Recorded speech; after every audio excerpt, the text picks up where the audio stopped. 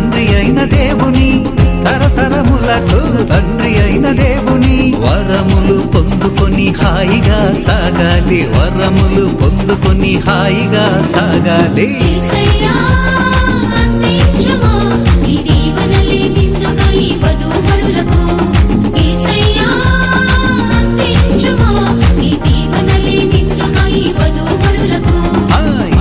సమయం కమనీయం తిలకించేము.